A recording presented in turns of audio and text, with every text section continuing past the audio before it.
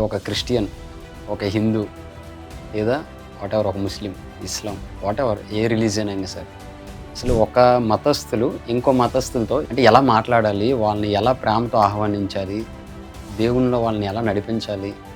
Christianity నేర్పించిందే love, క్రీస్తు నేర్పించిందే ప్రేమ. So వారు మాట్లాడేటప్పుడు వాళ్ళని రెచ్చగొట్టేలా మాట్లాడతారు. ఫర్ ఎగ్జాంపుల్ రాధా మనోహర్ దాస్ గారితో మాట్లాడే మాటలు వినండి, కోపం వచ్చేస్తుంది కానీ రాకూడదు, మనం కంట్రోల్లో ఉండాలి. సో వారు మాట్లాడారు కాబట్టి మనం మాట్లాడతామంటే తప్పు. సో వేరే వాళ్ళతో మాట్లాడవచ్చు అంటే మాట్లాడవచ్చు.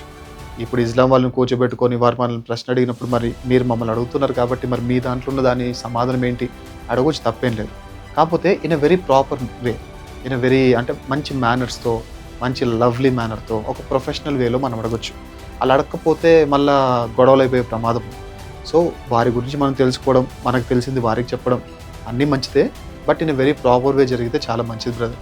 ఇప్పుడు కరుణాకర్ సుగుణ గారు ఉన్నారు, లలిత్ కుమార్ గారు ఉన్నారు, రాధా మనోహర్ దాస్ గారు ఉన్నారు, వీళ్ళు బైబిల్ని ఎట్లా అంటే అట్లా మాట్లాడతారు, ప్రభువుని నోటికి వచ్చినంత మాట్లాడతారు. అఫ్ కోర్స్ వాళ్ళకి తెలిసింది అది కాబట్టి మాట్లాడతారు, కానీ మనకు తెలిసింది ఏంటి, నీ శత్రువుని కూడా ప్రేమించండి, మీకు కీడు చేసే వారికి కూడా మేలు చేయాలని మీరు ఉండాలి. సో మేలు చేస్తాను అని చెప్పేసి మనం కూడా వాళ్ళు తిట్టినట్టే బూతులు తిడతామంటే మాత్రం బైబిల్ యాక్సెప్ట్ చేయదు. ప్రేమపూర్వకంగా చెప్తే వారు కూడా ఏదో ఒక టైంలో ఆలోచించే విధానం ఖచ్చితంగా ఉంటుంది.